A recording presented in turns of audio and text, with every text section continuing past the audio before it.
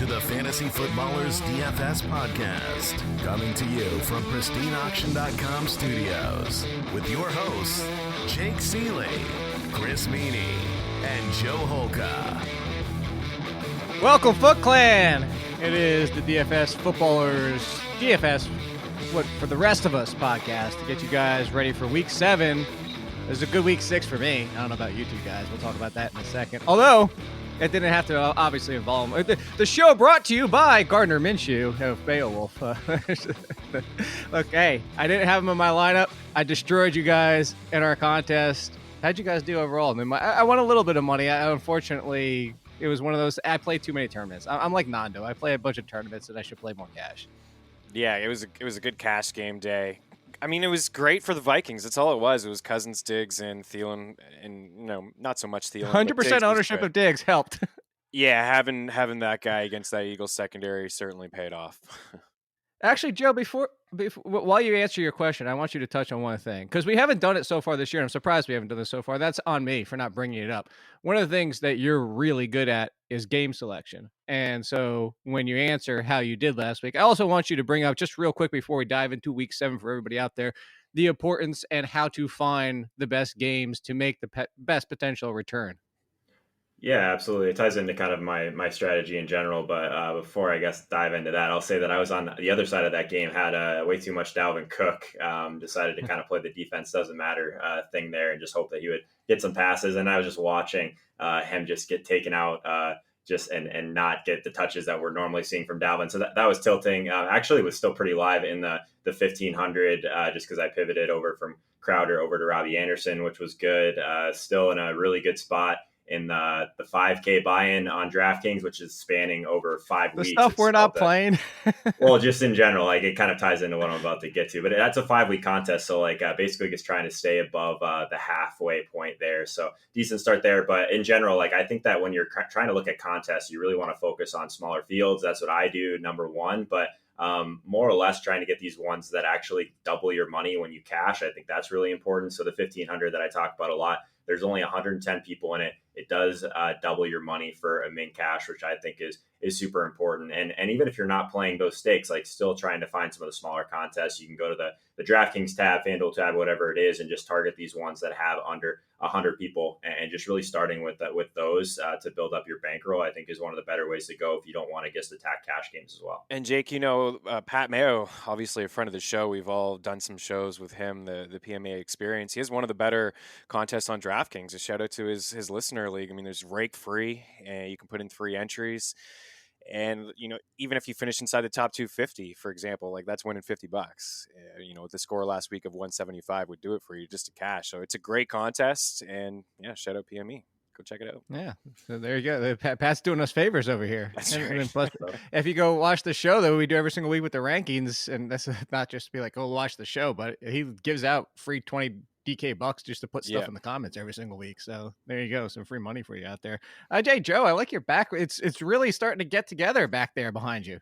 Yeah, we're getting close, man. It's I got a couple more helmets back there now. Just picked up a Travis Kelce and a George Kittle as well. So I guess a friend of the footballers, Pristine Auction. Shout out those guys. I've been kind of going a little bit nuts. Maybe I should calm down a little bit with that kind of thing. Chris, I was looking at a Pete Alonso bat on there. That's what I was actually looking for. But the problem is behind me, like I don't have there's too many sectioned off. I can't get a bat across. So I'm trying to figure out even if I can do that. What's the Cardinals signature and what's the Saints signature behind you? Yeah, so all the ones, so if anyone's watching this on YouTube, I'll have to get like a widescreen version of this next week. But I have Kamara, David Johnson, and then Zeke at the bottom, and then Kittle and Kelce at the left side. I got room for one more. So what do you guys think I should get for the last one? Saquon Barkley. I got the Saquon jersey, or else I know, get a helmet. Will Fuller. Actually, you know what? Fuller. Yeah, I should have said it. Gardner Minshew. Yeah. Don't start. Actually, no, in all seriousness, how do you not? And let's start. Well, actually, you know what? I want to tie it into it. I'm going to give the cash tease. Hold on 1 second, everybody. Straight cash, homie. And so where I'm going with this is how many times you mention him, Joe. You should just get Leonard Fournette. And I bring him up also because he's the chalkiest running back and for good reason. Is this start your lineup with Leonard Fournette and cash and just move on from there? Uncle Lenny, man, they finally got him to 7K on DraftKings. It's week 7. He's been seeing volume like Christian McCaffrey for all the entire season. Like, I don't know. It's not gonna be efficient. So I stream every Sunday as well after kickoff and before kickoff. So start at 11:30, but then I go right on after. And the funniest thing in chat on Twitch is just people just like cheering for these like 3-yard runs from Fournette, like straight into the line of scrimmage. I think that might be my favorite part of the morning. So are you doing them? I'm assuming you have them in your lineup. Yeah. I mean, I'm projecting him for the most touches on the slate right now, and he's at 7K. It's pretty tough to get away from him, I think. They are on the road, but Cincinnati, a team that you can definitely run on for sure. Yeah, I mean, I don't think you really have to overcomplicate the Leonard Fournette thing. I think that you can pretty much just lock him in and start there in cash games. If you don't have him, that's pretty aggressive fade, in my opinion. And get his helmet. You need to get his helmet. I mean, he is your boy. Chris is nodding. Yes, he needs his helmet, doesn't he? Especially when he wins you all the monies this week. That would be good. Yeah, I would not be upset. It's hard to. I mean, Joe's right. It would be an aggressive fade. It's really hard to get away from this guy. The Bengals allowing a league high 185 rushing yards, 269 last week, 266 the week before that. No team has allowed more than 250 in 3 straight, and it may just happen. And by the time it's all said and done, he'll have more touches than CMC. So he's getting a ton of work. Well, and on top of that, Chris, the biggest thing that we've been talking about with the Bengals is that the backup running backs against them do amazing. There's not like Raquel Armstead's not involved that much compared to a lot of teams where you would say, 30, 40%, and you like them both. This is kind of a situation like if they were playing the Bills, you'd be like, hey, I like Devin Singletary. Yay. But this is like Leonard Fournette could easily come out of this game with 30 plus touches. Definitely, yeah. I mean, he's got 141. He's just, I think, 19 shy of McCaffrey, and he's catching balls, and that's why Joe's liked him so much. It's why we've all liked him so much, and we haven't understood his price, especially on DraftKings. 4 catches, 6-2, 4-6. Like, that's a pretty solid game log, and he's well on his way to a career high in receiving yards and catches. All right. There's so much value in a guy that you just know is not going to get pulled at the goal line, like you were saying, Jake. I think that's like something that we still probably can't understate. Like, there's not even many spots in the league, even for some of these bell cows, where you don't have to just tilt someone else coming in. Yeah, exactly. So, I think you just take advantage of those spots in DFS for sure. All right, so let's talk about 2 quick situations that could come around come Sunday. Let's talk about the Gurley situation. If there is no Gurley, we go back to what we did with last week with Malcolm Brown and Darrell Henderson. But to that point, Joe, if there's no Todd Gurley and Malcolm Brown, I'm assuming Darrell Henderson has to just plug him in free square. But if only Gurley is out, do you touch both of them, either one? What are you looking at for that? Yeah, we're 5 minutes in. We've already hit the hashtag free square quota, I think. Yes. But no, I mean, I wasn't really on Mark. I'm sure. I wasn't on the Malcolm Brown train last week I don't even think since the start of the week. I just don't play guys that don't catch passes. But yeah, if we get, both of them, Henderson, I think if he's the only guy, that makes more of like a Chase Edmonds type of play that we talked about as being a guy that you would just lock in if we can kind of, especially against the Falcons. Exactly. Like I think the basically the best matchup possible for pass catching running backs. Gurley's a little bit tougher for me if he does play. I guess his price is still relatively reasonable, but that one scares me a little bit. But I think that the passing game for the Rams, I'm sure we'll talk about them when we get to the GPP section. That's honestly probably where I'm at right now as far as the Rams offense this week. Yeah, I mean, I wouldn't play Gurley in cash regardless. I'll take a shot on him if he plays in a tournament, and I have no interest in Brown either. I suppose if he doesn't play, I'll go Henderson. You saw what happened when they tried to run the football last week. Goff had a career low 78 passing yards. Respect to San Fran, but I think he just goes back to slinging it, high total game. I'm interested in Goff and the passing weapons, not so much his run game. But Henderson's price on DK 35 is a nice price if Brown and Gurley don't suit up. Yeah, it's hard to ignore that. I mean, it's only 52 on FanDuel. It's really, it's beautiful. It's a free square. As you said, hashtag free square. So here's the other one real quick. Not quite. Is this hashtag half free square? Because the price is a little bit more expensive because he actually gets used, well, more so last year than this year. But against the Bears, if there's no Latavius, if there's no Alvin Kamara, and Latavius Murray is getting the entire workload. Joe, is this more tournament for you because of the matchup, or is it's still Latavius Murray? We saw enough from him last year where we know he can handle being the feature back. Probably, yeah. I would say that Latavius Murray is kind of like my Mark Ingram. He's just a guy that I guess have so many weird biases towards because I don't think he's very good. But yeah, he's very capable as a pass catcher. I would prefer a play like that for sure in comparison to someone like Malcolm Brown, who, I mean, obviously ended up being extremely popular last week. I think that was people kind of forcing it a little bit in a week where we didn't have a lot of great value. It seems like it might be another week like that, to be honest. There's going to be some tight ends that we're going to want to pay up for, which I'm sure we'll get to. And I don't love the cheap wide receivers this week. So we're going to have to figure out, it'd be nice if we did get a little bit of running back value to open up, but it seems a little bit early to just kind of talk about. Hold on. Let me follow that up. And then I want Chris to answer the same follow-up question to you. One of the lineups I did last week included Malcolm Brown, and it didn't hit, but I still cashed even in a tournament and a cash lineup because I went so dang heavy at wide receiver. If we have no Alvin Kamara, if we have no Malcolm Brown and Todd Gurley, it just seems like you put in Darrell Henderson, you put in Latavius Murray, and you just destroy everybody else at wide receiver, and including tight end too, is where you could just get anybody you want, really. Yeah, I mean, I think that for the people that got in DeAndre Hopkins last week, that was probably what they were thinking, right? Like if you played Malcolm Brown, that was the path. Well, DeAndre Hopkins this year. Good, that's what I mean. Good game. So if you miss on that high price wide receiver, you're still missing out on the ceiling that you get from some of these other guys. Like another fair slate without Christian McCaffrey, not a fun slate for me to break down just because I just play that guy every week. But we'll make it there. We'll start with Lenny and go from there probably. But yeah, I think that it's totally fine. I think that the value at running back does look a little bit better this week. I'll admit that. Yeah, to your point, I played Hopkins, was able to cash as well. Spending down on some guys like Brown, I didn't have too much exposure, but when you spend down, it allows you to do some stuff with your line. I think I even had Everett in a lineup that cashed because you have Diggs and he goes off and you're fine. But my problem with Latavius, and I'm glad to hear the Latavius talk because it makes me feel a little bit better that maybe people will pivot off Frank Gore. I know it's Frank Gore and Singletary's back, but they're not going to give him a full workload against Miami. This team is brutal. They're 17-point favorites, Buffalo at home. The defense is going to put them in really good spots to score. I like Allen too. I know we like John Brown, but I think Frank Gore, double-digit carries in every game, probably going to get that in this one. I'm sure he finds the end zone. Same price, $5,200 compared to $51. I'd much rather go with Gore. Yeah. All right. So let's talk about a few other options. By the way, the chat that I just did over at The Athletic, everybody's playing seasonal out there because I know there's a lot of people listening for seasonal as well. The Devin Singletary hype train right now, sell high. Chris, you would be through the roof. It's insane. The questions I was getting, like Singletary, like I don't think Joe Mixon's going to be good at this point because his team is destroying him. But when people are like, should I trade Joe Mixon for Devin Singletary? Or like those kind of conversations, just like, are we really there with Devin Singletary already? And then the Kenyon Drake potentially being traded real life has gotten everybody going through the roof for Kenyon Drake too. So there's your two sell highs in seasonal, by the way, for a little seasonal special for you guys. Speaking of special, I forgot to mention 10% off the DFS Pass if you put in code podcast. Very simple to remember. All right, so you mentioned Frank Gore. You guys haven't mentioned one guy yet. I want to go back to Joe. Joe's what's another one? And hopefully somebody brings him up at this point because if not, I'm going to be angry at you guys. There's a couple guys in the mid-range that I think make a decent amount of sense. Josh Jacobs at there you go. Boom. Right off the top. Thank you. I think he's underpriced.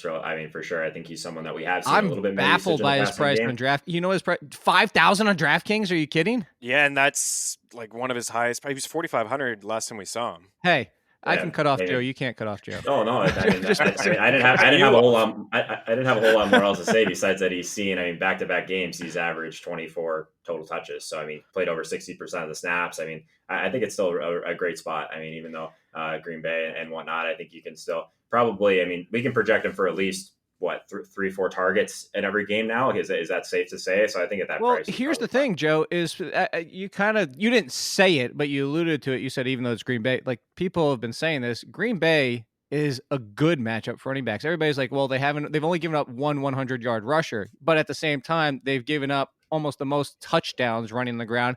And it's been balanced out against the teams they face where it's been two guys going for 70 and 80 and one going for 60 and 85. So when you have the concentration in Josh Jacobs, which is, of course, the downside is maybe they come out of the bye and John Gruden goes back to what he did in weeks 1 and 2 and splits it up too much. But if you're going to get 70%, you could get another 100-yard game against them, Chris. Yeah, you know why they haven't? It's only when one 100-yard guy is because they've been playing duos. I mean, week 1 was Chicago, Right. and we were just Exactly. reaching for Montgomery to get some touches. But then Lindsey and Freeman both over 100 yards. Howard and Sanders both over 100 yards, and both over 150 exactly. actually. So yeah, I'm definitely on board with that call as well. I think it's a good one. You guys got any more that you're looking at? Well, in terms of just somebody being safe, I think we talk about him all the time. Certainly I do. Chris Carson, he's just getting all the touches, even That's putting the your ball boy. on the ground. Yeah, it's just another 100-yard game from him, 3 in a row, 63 carries over that span. You know what Seattle wants to do. They run the football, and Russell Wilson continues to be super efficient. But We all just he's the mentioned goal our line 3 guy. guys. We got Leonard Fournette for Joe, Yeah. you with Chris Carson, me with Josh Jacobs. Those are the helmets we need to get. We do, yeah. And Carson keeps fumbling, but like it doesn't seem to matter. Well, Rashad Penny can't even get on the dang Exactly. field, so it That's doesn't. I mean, why. we could hope for the talent all we want, but get on the field. Hey, Joe, let me ask you about this, and Chris too. We haven't mentioned San Francisco. Terrific matchup, and this is a week where look, I see you shaking your head already, Joe. But hold on. You say no chance. Hold on. Tevin Coleman was part of a backfield where multiple times he and that other Devontae Freeman guy both finished as RB1s in the same week under Kyle Shanahan. You're really shaking your head that much no for the price? Yeah, I mean, I think that they're probably okay. I much prefer some of the other guys we've talked about in that price range. 5,600 for a guy that's going to touch the ball 15 times. Not for me. They're going to run a ton. It's Washington. I get that. But like Washington's so bad. Is there an argument even that like at some point, like Tevin Coleman isn't going to even see that many touchdowns? If they're that far ahead, like you might see some other guy. Yeah, we might see Mostert get involved. It's a 3-headed backfield. No, not for me. Hey, that's why I brought him up. So you tournament. agree, Chris? I would do Coleman in tournaments. Maybe just 1 or 2 shares. That's it. But yeah, it's because of the crowded backfield. And Joe's absolutely right. I mean, Mostert has only touched the ball, I think, maybe 10 times over the past 2 weeks, but it's been in situations where San Fran has just been ahead. Their defense is legit. No, and they're going to have a good point. Breed is actually the tournament play because Coleman's inside the top 10 projected. Breed is way down by Malcolm Brown and Austin Eckler. They're both solid. Yeah. Breida has been pretty good. Well, but I think what everybody's scared about with Matt Breida is he's the between the 20s guy. And then, unless he's carrying it in from outside, which he can do and he has done, you're getting hurt there. All right, so let's talk wide receivers. You said tournaments, Joe. Are you not going to the Rams in cash? I think that, if you wanted to jump on Robert Woods, he would make some sense just because of his price probably, and everyone's just like really down on him. 5,900 seems like a great price for him over on DraftKings. I think Woods, he's still 8th in the NFL in targets this year. He hasn't caught a touchdown pass. So I think that Woods is someone that would make sense, I guess, because of his price. As far as like other kind of cash game options, like, are you guys interested in Kenny Golladay, even against Minnesota at 5,800? I think that he's someone that, if we're just looking at his weighted opportunity, he's a price play that stands out to me, at least early in the week. But yeah, I think that there's not as great of like really cheap options this week, at least so far. I'm kind of in between like the Golladay and Mike Williams train for those ones that are kind of in the mid range. But where are you guys at? Yeah, it's hard for me to get away from that Atlanta and LA game on both sides of it. I just feel like there's going to be so many points scored in that game. Rams have a team implied total of 29.5. It's a 54-point total. Both defenses look really bad lately. I know they just acquired Jalen Ramsey, but I'm still like, how much success is he going to be able to have in this game? He could. He's one of the best corners in the league, but I still think there's going to be a lot of points. So I have no problem actually going back to Kupp. I don't know if people will, because of last week, they're just off of him. Jake and at The Athletic going to chat on Tuesday. Somebody said, what do I do with Cooper Kupp? And I said, what do you mean?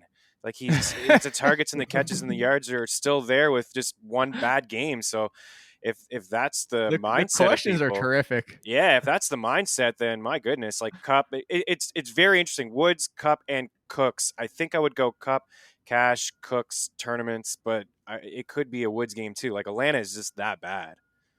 Well, the projected ownership is actually Kupp's still number 2, and then Woods is sandwiched in between with Cooks last. So there you go, is what kind of you were saying for tournament wise. All right, so then where else are you going cash wise outside of the Rams? What about Golden Tate? Is it too risky?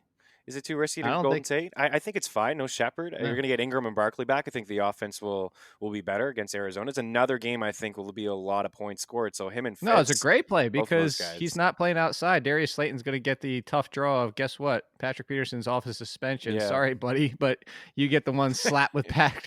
And he's coming. This is his first game back too. Like, you could tell me he's not going to like be a little bit jazzed up about this game. So yeah, I actually think Golden Tate's a very sneaky, not just cash. I think he's a decent tournament play too, similar to last week. Granted, he's one play away from being shut down against the Patriots, but you know, that's the Giants' style, is get the guys into the short intermediate game space. But obviously, where are you, Joe? Because on that one specifically, because Saquon Barkley and Evan Ingram coming back, I don't trust Daniel Jones to support three people.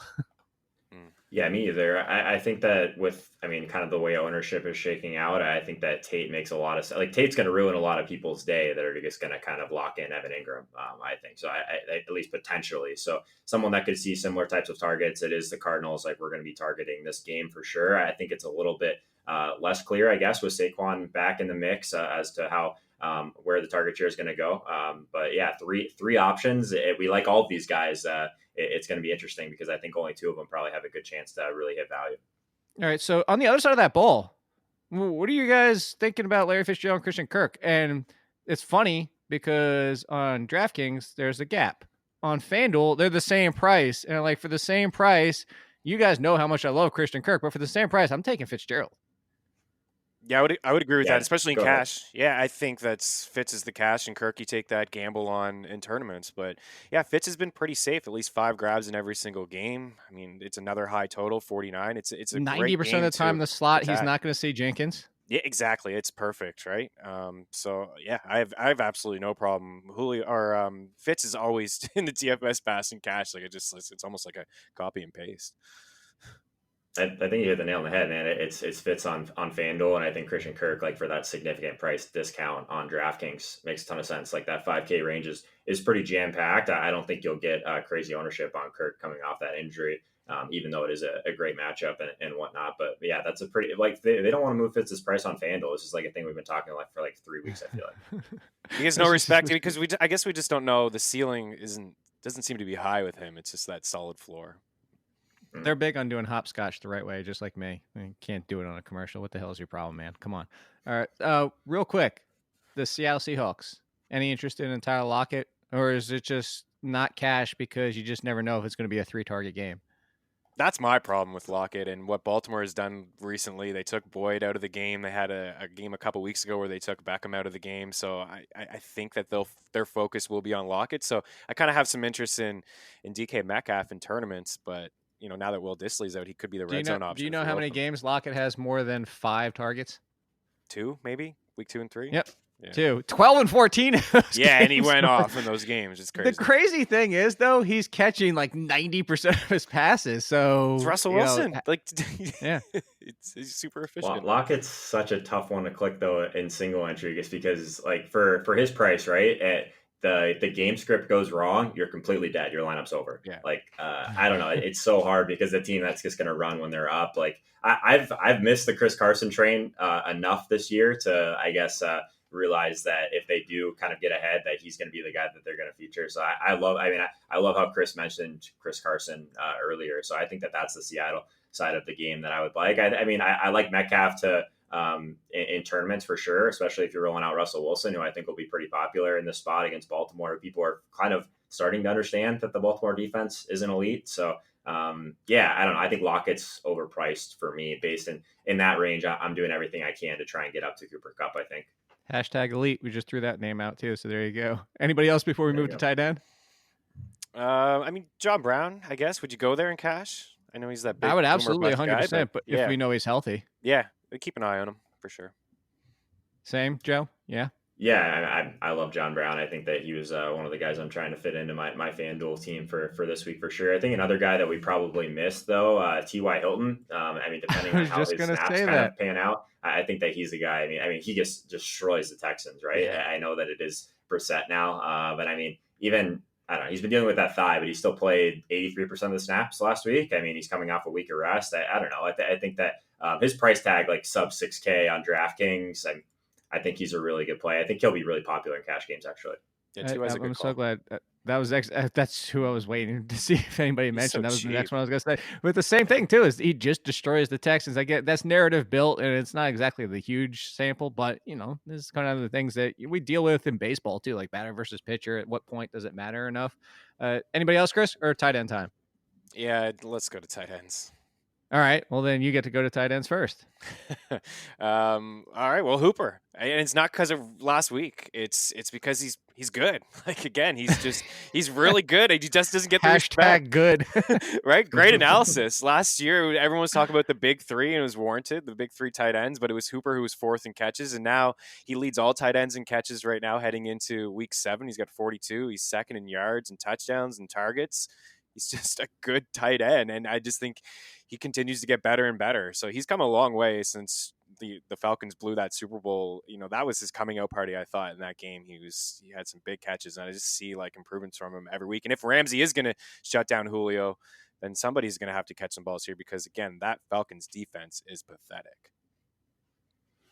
Yeah, he's a great play. I think that if you did want to pay down slightly from there, Darren Waller is a guy that I'll just continue to keep bringing up at tight end. I think that if we're just new contract, yeah, hey, there you go. Maybe he just kind of takes a breath at that point too. The Oakland ones are so hard to click for me too, just because you can never really project them for a ton of plays, and Green Bay is going to slow things down as well. The team total's not great; they are on the road, but the volume's there. I mean, as far as like his target share based on where like kind of what they're going to do on offense, I think at 4,700, that price tag really stood out to me for Waller. But I'll tee up the Evan Ingram thing for you, Jake. I think that I'm sure he's one guy that's going to be really popular this week, of course. He's number 1 projected ownership, and it's not even close with Hunter Henry at number 2. So, I mean, it's just that's the easy, obvious one. Everybody destroys the Cardinals, the tight end, except for Tyler Eifert. I'm still going to take that to my grave on that one.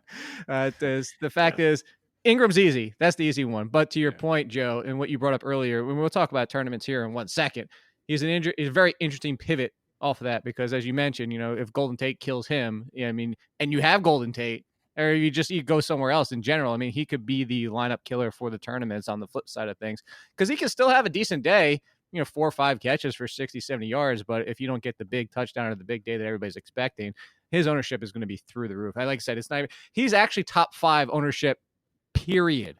Like overall of everything, of every position, everything included. That's how high he is.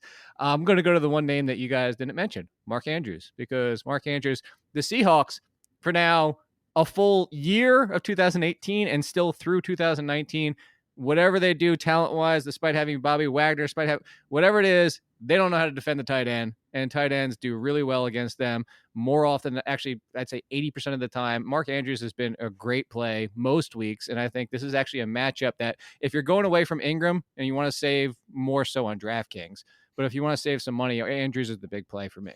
Geez, Eifert's best game of the season came against Seattle. 5 catches. Yeah. Uzomah had 4. So to prove your point. I love the Waller call because it looks like Tyrell Williams is kind of trending towards doubtful. Yeah. A few more targets for him and Jacobs with the call earlier, a few more catches as we alluded to. I have to tell you, I feel better about Waller if Tyrell Williams is out there decoy wise than if Tyrell Williams is completely not out there, because your top 2 wide receivers, who they're going to roll out, Zay Jones and Hunter Renfrow is a top 2. Like the attention is going to fall down to Waller. Yeah, for sure, as it should. All right, so let's talk. Of course, is there any cheaper guys though? We should probably talk at least 1-2 cheaper guys for cash for tight end. If people don't want to, no, I'm not. You don't like any of these guys. Tight end is so trash already. Like this is the same thing. Like seasonal. Like I don't want to go to the waiver wire, and this is what I'm talking. Like cheaper guys is waiver wire. Like we already brought up Hunter Henry. If you're going cheaper than Hunter Henry, I think you're out of your mind. Yeah, it's really tough. Tournaments. Yeah. Okay. Well, tournaments, yeah, but not in cash. I know you're really just throwing darts at what Fells. I mean, what do you want, Dropinson? Oh, we'll get there. I was talking about the game selection before. If you're not going to be on kind of the chase the Arizona matchup, you're going to be just fading like the entire field. So Henry's really, I mean, he's pretty cheap on FanDuel, $5,700 compared to up at the top 68, 71 for Kittle and Ingram. It's That's a big one right there. And I still don't get the disparity of Andrews to DraftKings to FanDuel, why it's such a big difference there. All right, so let's talk quarterbacks then. Always remind everybody out there, it's pretty flat. It's but cash, flat, easy. You're not paying up for Russell Wilson? I'm assuming not, because what you brought up, Joe, before, like you just can go sideways so quickly, and then all of a sudden you're just out. It can. I mean, I think that he's still like a pretty good play for sure. I think he's going to be popular. I think that, I mean, we've talked about him a couple times now, but Josh Allen it seems like a spot where if he is healthy against Miami, like that team total, I'm a little bit scared of the spread, but trying to get better about not avoiding those, just that Tom Brady effect that I was trying to kind of avoid earlier. I think it's different for a guy that can give you a lot on the ground as well. I mean, just someone here's my one concern. Throw deep. Again, Russell Wilson, do you want to know what Russell Wilson's 2 worst games were? Let's hear it. Cincinnati and Arizona. I mean, where they were up and they just ran with. Yes, that's what I'm saying. I'm agreeing with what your point was before, and that's the crazy thing to say is like look at his schedule and say his 2 games where he didn't hit 20 points were the 2 easiest matchups he had. That's probably part of the reason that I guess historically I've never really gotten Russell Wilson right, because you play him in what you think are the better spots, and then he gets like left he down, obliterates the Saints, and then he does nothing. Yeah. Like I think, hold on. Yeah, okay. He scored more against the Saints than the Cardinals and Bengals games combined. Yeah, he's a hard one to figure out. I usually don't play him in cash. There was a time where I would when he was running like a madman, but he doesn't do that anymore. Like you can't count on it. He has those 30-yard games. I think he had a 51, but it's not consistent. Are you segueing into a name I hope you're about to say? Well, I mean, I think we already talked about Allen. I mean, what, Lamar? Nope. Who else is running a ton? Who else is running like a madman if facing the Giants defense that the Giants can't chase anybody? Kyler is every week, Kyler for sure. 55 rushing yards per game over his last 4, 2 touchdowns over that span. He looked really good last week, and I know part of that was on the Falcons, but he didn't really have a whole lot of guys to throw to. It just seemed like the Giants have nobody that can catch him. Nobody. Yeah, he's playing with a lot of confidence, and if anybody hasn't seen the depth chart, you want to talk about like injuries for teams. Like the Giants have been hit in one specific area specifically. And what specific area specifically? At linebacker. And I mean, they're starting guys that I'm a Giants fan. And I was even like, wait, I thought that guy was a practice squad. Like people, I'm just double checking myself. That's what's at linebacker. Kyler Murray, this could be 100-yard game for him on the ground. I think we have to continue to like hammer this point home though, that like these guys that run, it's so valuable in DFS and in fantasy. Because like, I'll give you guys an example. So the last 2 weeks on my main 1500 team, I played Lamar and I played Kyler. I've gotten 0 passing touchdowns for my quarterback in 2 straight weeks, but I've still gotten a quarterback that got me 25 plus points in both of those weeks. So that's the floor you get. If I do guys back into the Kyler Murray game, like last week, and he gets 2 or 3 touchdowns, he's the best quarterback on the slate. Like Matt Ryan has to score 3 touchdowns through the air to approach that. And maybe that's a bad example because of how much Matt Ryan has been smashing this year, but like a type of quarterback that's not going to run, like even not getting the touchdowns through the air, like it. No, I'll give you the perfect one to bring up. So much higher. I'll give you the perfect one. He's the number 2 projected ownership. I'll give you one hint, and I'll give the hint to Chris because he's going to get the answer right because he'll know the answer. He's in worst place for me at quarterback. Yeah, I knew it would be Jared Goff. See, and Jared Goff's the number 2 projected ownership. Doesn't run, not even throwing touchdown. Like, oh my God, I hate this guy so much. And you know what? He might finish. He probably will finish as a QB1 just purely because of matchup. But to your point, and to bring this actually to the point, Joe, is that he doesn't run. For your point, like he needs to throw 3 touchdowns to equal Lamar Jackson or Kyler Murray rushing day. Let alone if they throw 2 touchdowns, forget about it. Yeah, I mean, talking about like that sweat show that I do on Sundays on Twitch, like we were just watching basically Lamar hit the bonus on the ground almost in the first half. Like at that point, like, I don't know, you like you said, you need like multiple touchdowns, probably 3 from one of these guys that's not getting you anything on the ground to even come close to approaching that. All right, so one more for Lamar though, just to put an exclamation mark on the point that we're trying to make here. I mean, Lamar has 4 passing touchdowns in the last 4 games. That's it. Just 1 in the last 2, and nobody's averaging more fantasy points than him per game. Like it's just a solid safe floor. It's like starting with 2 free touchdowns. That's basically what you're getting when you put in Lamar. So you want 4 running back slots? There you go.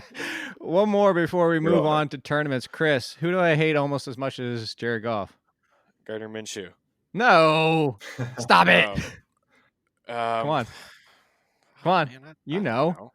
Yes, you do. Daniel Jones, the number 3 projected. Well, that's what I under- thought. I was going to say Daniel Jones, but then we've given so much love to Tate and Ingram, and like I wasn't going to say it. Yeah, of course. No, a given. because You it's hate like Daniel Jared Jones. Goff. Actually, that's a really good parallel. Is you say that, but it's similar to Jared Goff. Is you have concentrated passes, you can still have the weapons put up numbers, with the quarterback still having a disappointing. He'll put up numbers, but still have a disappointing day. But he does run a little bit. I mean, I'm not making a case for Daniel Jones because I will never make a case for Daniel Jones. But I wanted to ask to see if either one of you wanted to make a case for Daniel Jones. Yeah, I'm not going to play him in cash, but I have him written up in the DFS Pass as a tournament guy, and both him and Kyler Murray. It's why not? I'm going to pair him up. Make sure you're getting 10% off with podcast to read that garbage. Wow. Hey, man, a couple little dump offs to Barkley takes one to the house. I'm on my way. You mentioned the rushing ability. I don't hate the play. All right. I think he's totally fine. Like we're always trying to target these games where there's going to be passing on both sides. There's going to be a lot of plays. Like the matchup's great. But the more popular one is clearly going to be Kyler Murray, right? So at that point in tournaments for a guy that's almost to that price range, like of course in cash games for me, I'm going to try and get up to someone like Kyler or someone like Josh Allen. But in tournaments, like a pivot that could certainly work out. I mean, he's at home, nice team total. There's really not a lot of bad things to say about Daniel Jones outside of what I'm sure. Jake has in his head. Jake, now's the time to be on your boy Minshew. Like now is the time. Last week he was super popular. There's no question about it. Didn't do anything. Nobody's on him this week. Nobody's on him against the Bengals, who could not stop Lamar Jackson last week. The linebackers are hurting. They're just missing guys in their secondary too. So Minshew is a great tournament option. I know. There's a reason I didn't bring him up cash. Yeah, because we're on cash and we're about to. You down with GPP? Hell yeah, I'm down with some Beowulf and DJ Chark together. I'm telling you all day long. You ruined it, Chris, but thank you. I'm glad you brought him up. Yes. Yeah, exactly. Now's the time. Everybody's off of him. What do I do with Chark? Minshew's awful. He sucks. He's no good. And yeah, he has been turning the ball over a little bit because of the fumbles, but let's give some credit to the Saints defense. It's unbelievable. I haven't even lost with Drew Brees. It's just their defense has been legit, and the Bengals not so much. Not so much. DJ Chark actually getting some respect pricing still on FanDuel though, 6,600. Yeah, he's expensive. Yeah, he's $6K on DraftKings too. Like that's what I was gonna say. Like, is Chark your guy, or is DD someone in tournaments that we could be? If you're going for tournaments, I would go for the savings. Yeah, because everybody's gonna play Fournette, right? I mean, and that's the problem also with this. Fournette, and I think that's where, and this is another one, not as much as game choice, but roster construction for tournaments. Joe, you brought it up, Chris. We're talking about right now is the fact that if everybody's going to be on Fournette, and everybody expects Fournette to smash, and if you want to put him in a stack, that's certainly fine. But the one way to also, similar to when we said you attack the other side, well, you don't really want to attack the other side with the Bengals too much in this game, but you go to the passing game instead of the running game. Like, what if this is Minshew throws for 3 touchdowns in the first half, and that's where they make their heyday, and then Leonard Fournette still does his thing in the second half. These are the ways you can kind of get a piece of the action, but still bring yourself away from the majority. Yeah, I think that's totally fair.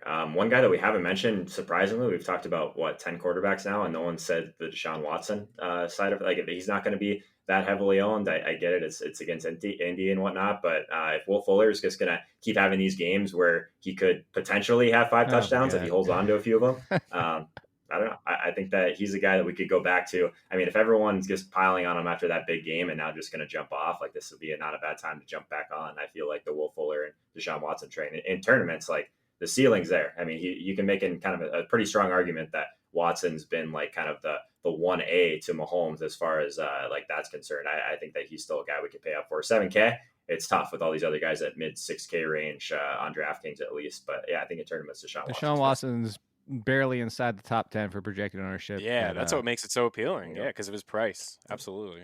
It's like, I'm checking where Will Fuller is right now. My favorite person in the world. God, I hate you, Will Fuller. I hate your stupid face. That's got to be the last helmet, Will Fuller. I know. Let's watch. He'll smash again this week because is everybody off of him? Will Fuller. Let's control F Will Fuller. Oh no, he's still top 10 because everybody loves Will Fuller. People can't get off Will Fuller. Yeah. But Watson over 700 yards and 8 touchdowns last 2 games. He's feeling it. It's a fun one because the interesting thing too, this is kind of like the opposite of what everybody usually tries to ask us when it comes to like Jared Goff and Daniel Jones, is DeAndre Hopkins and Will Fuller are both inside the top 10. I just told you Deshaun Watson's got 8 quarterbacks in front of him. Like, how are you one without the other? Because that has to come from Deshaun Watson. And to your point, Joe, Deshaun Watson's been amazing. All right, so since we're talking quarterbacks, anybody else tournament-wise before we move to the running backs and wide receivers? No, that's it. Yeah. All right, because you already brought up my Minshew to death. All right, go ahead, Chris. Where are we talking about running back? Where are you looking tournament-wise? Well, Cook, he's probably going to be pretty popular, but I think the time is to get off of Cousins. We had fun for the past couple weeks in really good matchups, but now I think it's time with no CMC, Zeke on the Sunday night slate. I think it's time to go back to Dalvin Cook. It's not a crazy take or anything, but it's a pretty good matchup. The Lions allow the 3rd most fantasy points to running back, so I get off of Cook. I think people going back to Cook or Cousins and Diggs, would be a mistake. So Dalvin's going to have a day. Is Madison just going to take 14 touches and just I'll be tilting my brain? Well, that game was out of hand. I think that game was just out of hand. They were just going Madison. Yeah. I don't know, man. That was the worst thing that ever. They brought him in and give him the touchdown for you last week from the one. Other than that, it would have had. I saw it, so I actually didn't even realize how many times he touched the ball until after the game. The guy touched the ball 14 times. Yeah, like, are you kidding? Yeah. Most of them were in the 4th, though. So instead of complaining about Madison, you want to give us a pick? Or just... No, I'd rather just complain. Is that cool? That's fine. Honestly, I could have filled the entire show complaining about Beowulf. That's it. Fine. At least I'm not doing the chant this week. One guy I'm considering for sure is still Saquon. Just he's got that questionable tag. I don't think. I'm looking at projected ownership. Maybe people will be on it. But yeah, I think that Saquon's still a guy against Arizona. Like we're talking about all of these guys. Like we're talking about Daniel Jones. We're talking about Evan Ingram. Like the wide receivers and Christian Kirk. Like maybe it's just Saquon, and then that's just call it a day in this game. I think the ceiling. Obviously, if they bring him back, the Giants aren't going to bring Saquon back until he's ready, in my opinion, because this season I don't know if they're going to be a team that's going to really challenge for much anyway. So I think that Saquon 8,600. His price hasn't moved on FanDuel. He's still extremely expensive, but play him and Dalvin Cook and Lenny, and just see what you can jam it from there. Does he go by Lenny, or are you just calling him that? Like it's just like I think that was Adam Levitan, and I guess for whatever reason it gets kind of stuck because on stream everyone was just like Lenny 3-yard rush. So you say I don't like as Chris knows, I don't like nicknames where people didn't improve the nicknames. That's like you're telling me he didn't improve the nickname Lenny? Yeah, no. Is there ever been a guy that could be called Lenny more than this guy? No, like nobody calls Golden Tate Goldie. Like seriously, we should. Here's, you know what, Chris? Do you have anybody else? Because there's still legitimately 2 names that haven't even been said yet that I'm surprised. Well, DJ's one. There you go. There's one. DJ's one for sure on the other side of that. The Giants. On that I think he's a great cash pick too. Yeah. Obviously, well, I know this is with the caveat that we get good reports for Friday as well in practice. For sure. There's always that risk, I guess, the back, but. Yeah, he racked up over 100 yards last week, 16 touches, a couple touchdowns. He's supposedly healthier this week. Yeah, he's getting a lot of work through the air, a ton. 33 targets, 23 catches last 4 games. So absolutely. And if whatever happens to him, same thing, we can just on repeat. If he doesn't practice Friday, doesn't play, I think Chase Edmonds, you just lock him in, confidence. Yeah. So is that anybody else? Because there's still one more. Is this the time where you bring up Derrick Henry like you do every show? No, I brought him out like twice. I just wanted to see if I just want to see if I can ever get you to say yes to Derrick Henry. That's really what it is. There will not be a day. I can guarantee you that. If he was 2K, I might consider it. I don't know. So I think that's most of the guys for me. I guess Kamara too. Like same thing with the questionable tag. It looks like he's not looking like he's even close to full strength though. So I'm not sure I'd be on that. What have you guys been doing with Devonta Freeman? Yes. I've kind of just X this guy out mentally. His price is still pretty solid. He has been using the pass game a decent amount. I don't know. I think he could kind of gain some traction as the week goes on. You X'd him out mentally because if you watch Devonta Freeman play, you've seen he's toast of what he used to be. Oh, that toast. He's like soggy bun like I had last night on my food review. He's a soggy bun of what he used to be. The only reason he had usage is strong. The team scores points. No, I don't know. I like Freeman. I don't know. No, here's who Devonta Freeman is. Chris, you know this. We've said it. And we've said it on other shows. And I've said it time and again. He's James White now. That's who he is. He's James White. And he's a less explosive James White. The reason he ran well last week is because he faced the Cardinals. But if you watched him run, he still didn't look that impressive running the ball. He still looks slow. So he's like a slower, less explosive James White, which is fine because we're playing half and full point PPR. But the reason I was going to say that I have a problem with him, Joe, this week is because he's top 10 projected ownership. Is Yep. he? Wow, I guess people are really going to chase that. Well, he's so People cheap. chase every single week. he's His price dropped, $5,400. and he's coming off a huge game. Yeah, he's $5,400. I know he's yet to top 88 yards on the ground. He did it last week, but 3 catches. It's like every single week, 3 catches, 16 in his last 3 games, 142 receiving yards. And if they do get inside the red zone, we saw it last week. Both of his touchdowns, I think, were just the kind of dump offs in the red zone. I don't mind it. High total game. All right. Well, then I'm bringing up the name because he still hasn't been brought up yet. Because Carry on. here we go. Nope. Still no. Still 0 for 2. Here we go.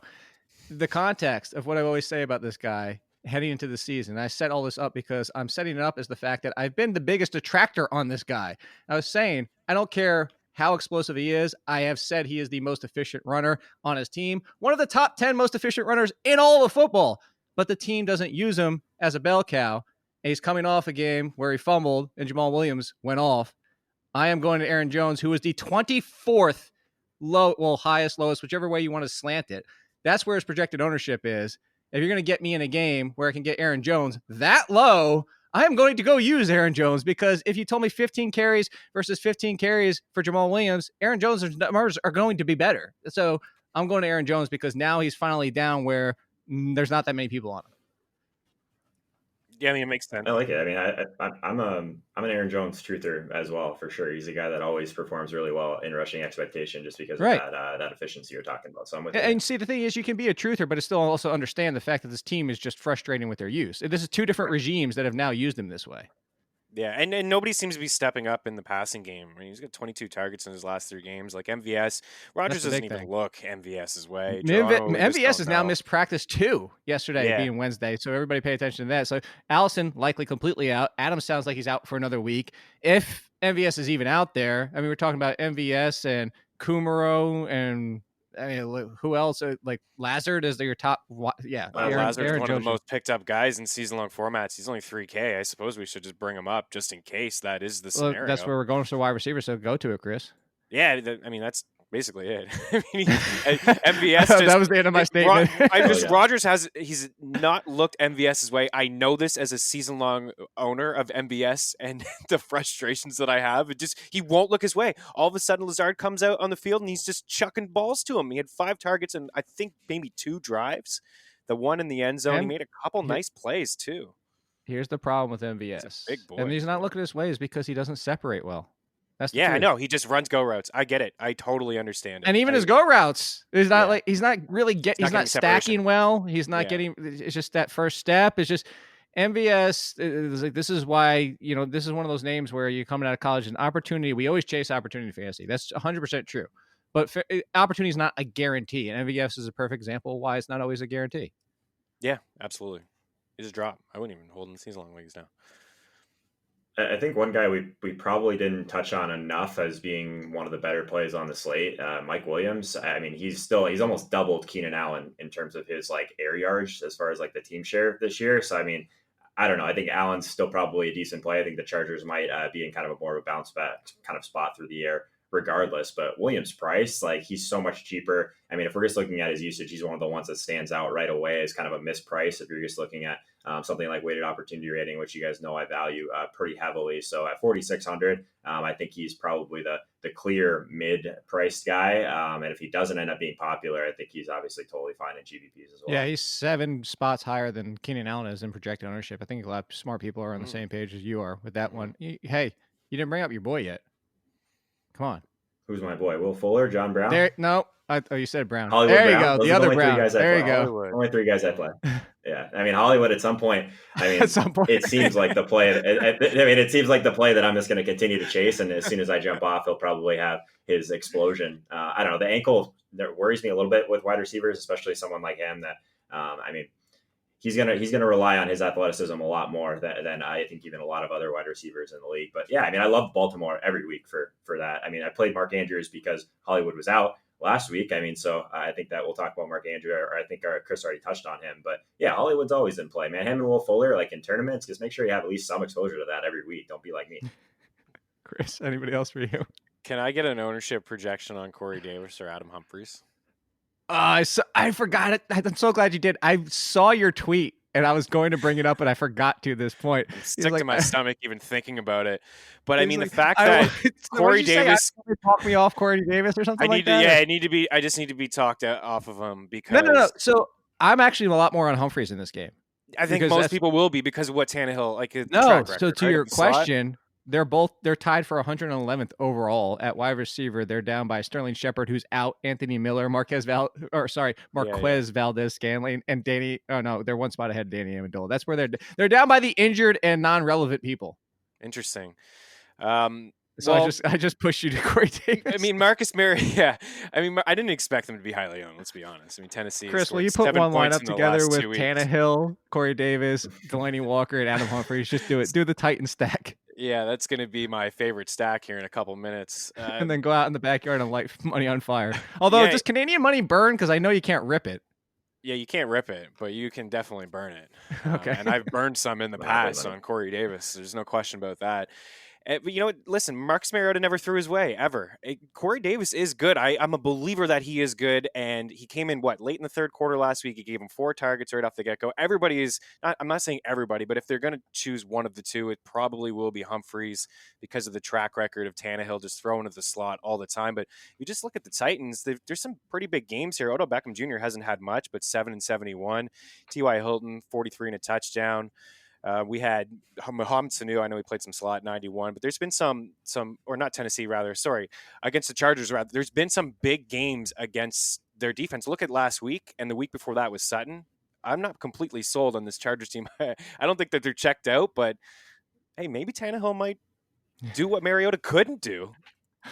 Chris, you know what I like a lot about that play too? I think that one thing that makes a ton of sense is a lot of people are going to go to Mike Williams at 4,600, right? We're talking about the afternoon game. So where you could potentially make a pivot. If you pivoted off of Mike Williams for a team that was struggling to Corey Davis at 4K, that's something where you get a ton of leverage on the field for someone who's, his projected ceiling really, no matter what you're looking at, really isn't that much different, Corey Davis versus Mike Williams. So I think that's a decent pivot to talk about in the later games. Almost always, if there's a tiebreaker, just play the wide receiver or whoever it is in the later game if it's that much closer, because then you can always pivot to the lower. Yeah, listen, I had some of those numbers wrong, but I'm looking at it now. So it's Sutton 92 in a score, Golladay 117 in the score, Ty had 87 and 2 scores, and Devontae Parker had 70 and a touchdown. So there's something about wide receivers at least finding the end zone against this Chargers secondary. I know it's the Titans and the team implied total is low and it's Tannehill, but I think if he wants to keep the job, he's going to throw football to his best player. So my question is, when you throw out all those numbers, is Casey Hayward just not on them during the game? Yeah, what's going on there? I don't know. Well, because I even just double checked while you said that just to make sure, because, you have some players out there that, we think by name, a good example would be Marshawn Lattimore, who for the first 3 games PFF had as a favorable matchup because he was playing so poorly. Mm-hmm. I just checked and Hayward still got a minus 20%. He's still one of the top rated toughest matchups according to PFF. So again, I think that's something to dig into is 2 things. One is that's a really good stat, Chris, to hear those names because those are all outside guys. But the part of it might be is I guess Casey Hayward just switches a lot and not necessarily always off the best option. I don't know. I don't get that. Because he doesn't play one side of the field for it either.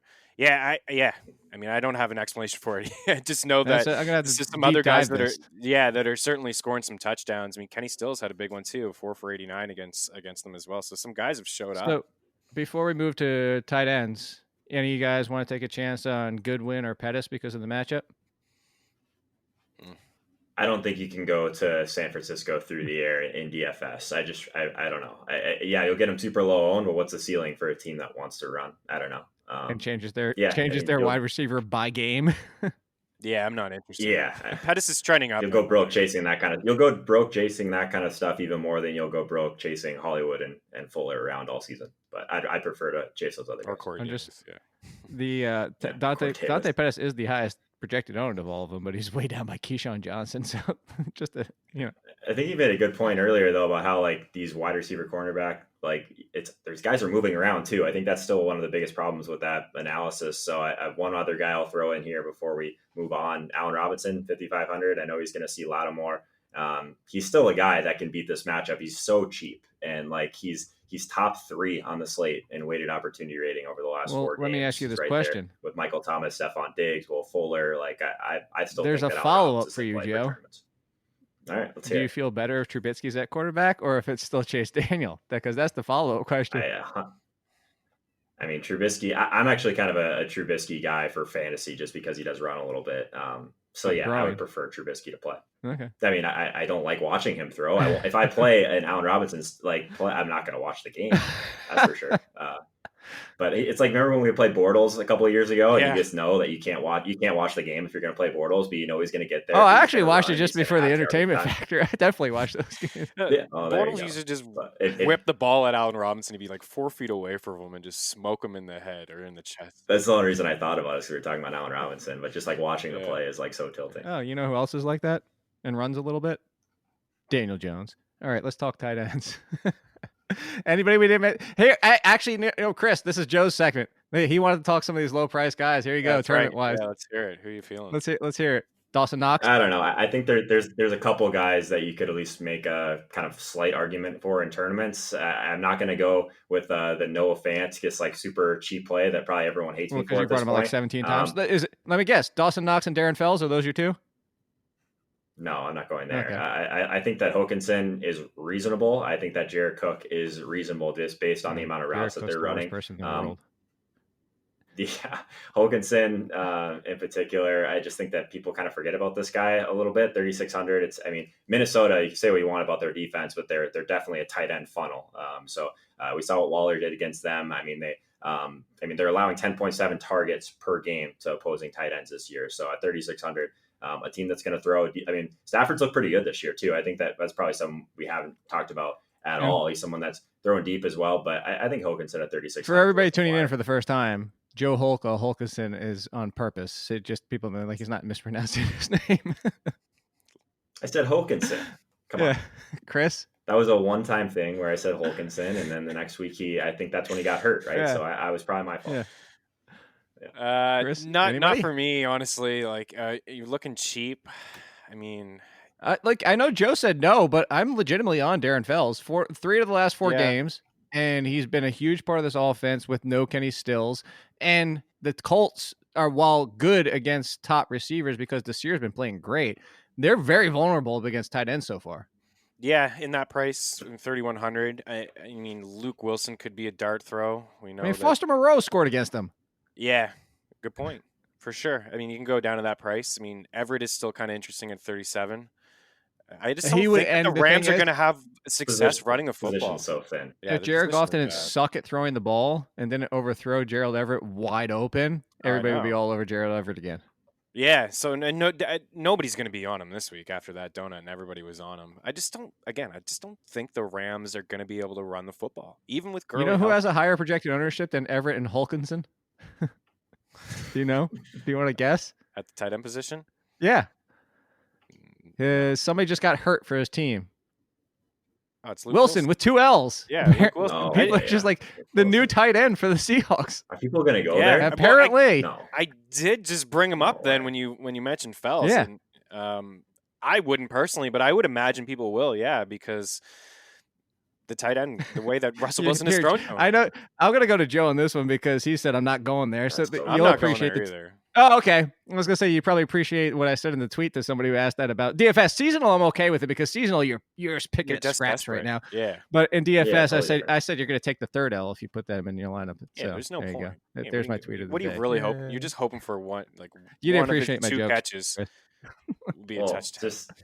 Rattled. It's so thin down there. Hunter Henry's at 4K. At that point, you find the salary, I think, just to play Hunter Henry. Darren Fells, if you really wanted to go, I'm with you. I'm definitely playing Darren Fells over Luke Wilson. I'll tell you that. Okay. All right. So before we hit our stacks, DFS lineups wise, defenses, cash and tournament. Because we kind of tie them both together every single week. So that's why I saved them till now. Niners for me, if you can get up to the Bills, great. That's pretty obvious. You saw what Tom Brady did in Buffalo earlier this year. Absolutely nothing. So I don't expect Ryan Fitzpatrick and the Dolphins to be able to move the football that well. So them and then the Niners have they've been so consistent every single week, double-digit fantasy points it seems like, and a league best in terms of just passing yards allowed. They haven't given up anything. I think another one that would be decent. I think I've been targeting Minnesota maybe more than people just because I think their offensive line is horrendous, and I'm not a big Kirk Cousins fan. But Detroit 2,300, like the Lions. I mean, they had 3 turnovers on Monday night. They had that bad call, which we won't get into. But I mean, multiple turnovers, I guess, in each of their past plural. 4 games. Yeah, exactly. So I don't know. Cousins is one of those guys. He can either be like pretty solid, which we've seen the last couple of weeks, or he can completely implode. So at 2,300, I think Detroit's interesting. That's funny because as a tournament on the other side, I feel like the Vikings are a fun one. Because Stafford could always just go crazy, side arming in 3/4 slot, throwing it from 17 different angles and go for one of his just lunatic type of games. The one that you guys didn't mention, I feel a little bit better about in cash than tournament, but I'm not going to stay completely away from the tournament wise. We brought it up earlier. The offensive line for the Chargers has been god awful. Like, I mean, we're talking awful, where you don't even get a second before Philip Rivers has somebody in his face, and it's leading to turnovers. It's leading to this offense falling apart. I still like your Mike Williams point, Joe, but if you're looking for a turn, like the Titans defense has been near 10 points most weeks and hit double digits twice. I think they're a fun defense this week. I think they're interesting. It's defense, right? Like, I guess, should we touch on the thing from last week about how these defenses are just like sub 2K at that point? Like, I think in certain spots, like they were just piled on in cash. Like it's talking about the Jets and whatnot. Just maybe it's not a week where it makes sense to pay all the way down for someone. The Dolphins over like the Miami Bills, 1,500.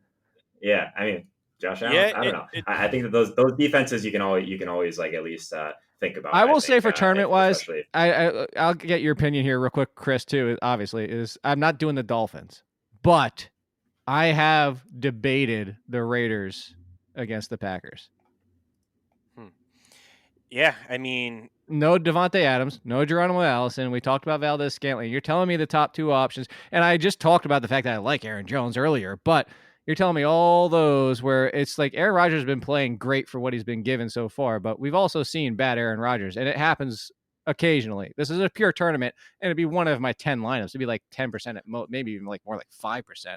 But I just, for what Joe brought up, I'm answering the question. I'm saying if you're going to go that deep, I think the Raiders are the intriguing one, in my opinion. Yeah, it's interesting. It's the same kind of thing we talked about with just spending down on Malcolm Brown and what we were able to do with our lineups. I had some Jets last week in tournaments. I didn't feel good about it, and they didn't do a whole lot. But to spend 1.5, I think they were 1.5, and you're seeing. What about the Colts 1.5? At 2? If you can get one additional I actually don't mind throwing the Dolphins maybe in just one because of what Joe said with all the turnovers. Like Rodgers, I get your point as well. He just doesn't turn the ball over that much unless it's on his wideout. And I don't even remember who he hit Shepard in the head, and then there's a turnover. Shepard cut. He's not throwing to him anymore. But the Dolphins could maybe potentially create some turnovers. Just looking at their game log, like 1.022, -3, like that's the risk. It's negative points. The negative point. You might as well have just left the spot empty. I mean, to be honest, look, 1, 3, 1, 2. When you talk about interceptions for Josh Allen, including 5 fumbles. Yeah, he's turning the ball over quite often, and he's going to be very popular too. All right, so let's wrap these things up with our stacks and lineups. Let's do some stacks. Stack Attack. Chris, you're talking, so you get to go first. I really like the Rams this week. I think everyone just saw what they did last week, and they were just so brutal. It's just what I've seen from the Falcons. They just can't tackle anybody. Their defense is just not good at all. So I'm going to, it does make sense. Kupp a lot. I do like him, but I'm just going to try to go off the board a little bit and go with Cooks. So Goff to Cooks, but I definitely don't have any problem with Woods or Kupp. I think a lot of people will have some success in this game. Joe? So I guess pending health, I guess we might as well get our Josh Allen to John Brown out of the way. I mean, the price is pretty solid on both sites, and it is Miami. You're obviously taking a little bit of a risk that it's just the game isn't close, but at that point, John Brown could have gone deep for 2 long touchdowns already. So John Brown's someone that, I mean, we haven't been able to play him because of the injury and whatnot, and Josh Allen's been hurt as well. I don't want to forget about these guys because we know the upside, their connection's been there so far. All right. So no Baltimore for you? There you go. Every week. My stack, Cardinals, baby. Kyler Murray, David Johnson, Larry, the Cardinals defense against Daniel Jones. So I will straight, not even going to waste time. Let's just go right into it with our lineups because DFS Battle Royale. Kyler Murray starting things off. Leonard Fournette, Josh Jacobs, Baby Shark, Larry Fitzgerald, T.Y. Hilton, Mark Andrews, David Johnson in the Cardinals defense. Jeez, I gotta make some changes. You can't follow that up. Is that your problem? I gotta make some changes. So I mean, Joe can go next. No, just go next. Wait, how many people do you have that really overlapped? Here, look. Forget it. I'll take out DJ Chark. I'll put in Brandon Cooks. There you go. Does that make you feel better? No, I've already made a couple changes. Go ahead, Joe. Go, Joe. All right. Go, Joe. Well, I want to leverage a little bit about what you're doing then. So I'm going to go shocker, Leonard Fournette, Dalvin Cook, Saquon Barkley. Give me all the running back touches because FanDuel, you can build whatever you want anyways. I am going to play the Giants defense with Saquon, though, if everyone's just on this game in general. On the Arizona side, I think leveraging that with the defense in tournaments makes sense for sure. Josh Allen to John Brown, and then Darren Waller at tight end. If everyone's just going to play Ingram, I'll just play Saquon and then jam in Darren Waller at a decent price on FanDuel as well. And then mentioned Mike Williams, going to put him in there. And then D.D. Westbrook, someone that fit, who I think could kind of go under own based on his usage. 5,400 on FanDuel seems like a solid price point for D.D. as well. Nice. Okay, so I had a lot of Arizona, but I will go Goff in this lineup with Leonard Fournette and DJ. I'll keep him in there. Brandon Cooks, John Brown, Larry Fitzgerald, I'll keep in there as well. Evan Ingram. And I am feeling Devonta Freeman. Let's go, Joe. Let's get some Freeman stuff here. I hate this lineup. Yeah, good. Sometimes when you feel sick about your lineup, it's actually all right. And then rolling with the Bills D, but I don't have to go that way. You can upgrade if you want. Rolling with the Bills. All right. Yeah. Hopefully somebody out there, rolling with Beowulf, please do it for me. I didn't chant for you guys. Hopefully you're happy, but I did a terrible DJ Chark song. Although it worked out really well with that Mark Andrews tying right in there. I like what I do. Screw you guys. Whatever. Follow Joe Holka. We like what he does. At Joe Holka. We like what Chris Meaney does at Chris Meaney. We like the DFS Pass, 10% off with podcast. Check it out. Chris has stuff in there. I do as well at All In Kid. Hopefully you get some winnings again this week and listen to us last week and continue to keep rolling and get your bankroll. We can all hang out on person and make a big extravagant trip out of it and everything like that. But in any case, we'll be back next week for week 8, halfway point of the season already. Good luck, everybody. We love you. Thank you, Foot Clan. Bye.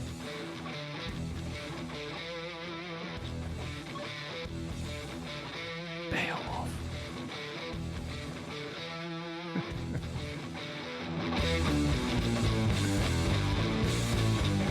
Thank you for listening to another edition of the Fantasy Footballers DFS Podcast. Don't forget to visit us on the web at www.thefantasyfootballers.com.